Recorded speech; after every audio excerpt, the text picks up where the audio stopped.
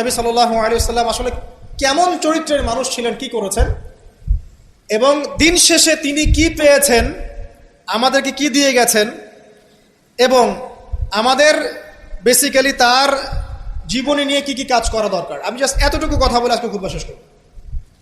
আমি একটা পয়েন্ট দিয়ে শুরু করছি। 1 নাম্বার দেখেন, নবী করিম সাল্লাল্লাহু আলাইহি ওয়াসাল্লাম যে সমাজে ছিলেন, আইয়ামে জাহিলিয়াত বলি না আমরা, কেন বলি? কারণ সেখানে জাহেলি কাজ হতো। এই তো জাহেলি কাজ মানে অজ্ঞতাপূর্ণ কাজ, মূর্খতাপূর্ণ কাজ। তাহলে জাহেলকে যে জাহিলিয়াতের কাজ করে সেই জাহেল, আলেমকে যে ইলম অনুযায়ী আমল করে সে আলেম, একইভাবে জাহেল সে যে জাহিলিয়াতের কাজ করে।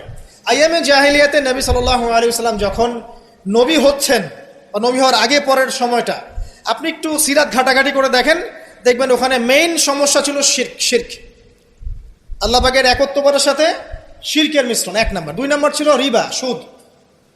সমাজের ইকোনমি পুরা সুদ ভিত্তিক ছিল। 3 নাম্বার দেখবেন মাদক, খামার, খালি মাদকের ছড়াছড়ি। 4 নাম্বার দেখবেন এই যে নারী জাতির ফিতনা, নারীর অবমাননা, নারীকে মোটেই মূল্যায়ন করা হতো না। তবে এতটুকু বলে নেই, ওই যুগেও নারীদের পোশাকটা শালীন ছিল এই যুগের চাইতে। ওই যুগেও নারীদের পোশাকটা শালীন ছিল এই যুগের চাইতে, কিন্তু ওদেরকে অধিকার দেওয়া হতো না, বৈবাহিক অর্থনৈতিক অধিকার দেওয়া হতো না। জেনা ছিল বেশি, ব্যভিচার ছিল বেশি, জুয়া এগুলো বেশি ছিল, এবং গোত্রীয় হানাহানি, দ্বন্দ্ব সংঘাত বেশি ছিল। এখন আপনি একটু ঠান্ডা মাথা চিন্তা করেন যে এই প্রত্যেকটা প্রবলেমস এখনকার বিশ্বে নাই? ওই জাহিলি যুগের চেয়ে বেশি আছে না কম আছে?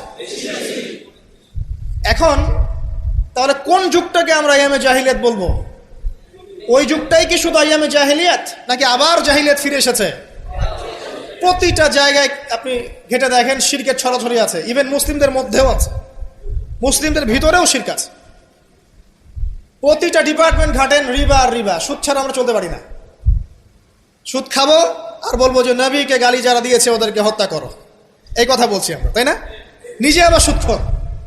তুমি নিজেই তো আল্লাহ এবং তার রাসূলের সাথে যুদ্ধ করছো। আল্লাহ পাক কি বলেছেন? যে ব্যক্তি সুদ ছাড়ছে না সে কার সাথে যুদ্ধ করছে? আল্লাহ এবং তার রাসূলের সাথে যুদ্ধ করছে। তাহলে কোন মুখ নিয়ে আমি কথা বলতে পারি যখন আমি নিজেই রিবা খাই?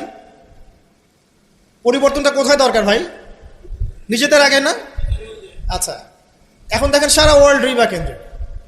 আমি এটা নিয়ে এখন ব্যাখ্যা করতে যাচ্ছি না। এরপরে মাদক, আপনারাই ভালো জানেন যে প্রত্যেকটা যুব সমাজের এই যে সেক্টর, স্কুল লেভেলের বাচ্চারা পর্যন্ত এখন ভয়াবহ সব মাদক সেবন করছে। এগুলো নামও শুনিনি আমরা কখনো। মাদকদ্রব্য নিয়ন্ত্রণ অধিদপ্তর তাদের যত কাজ করছে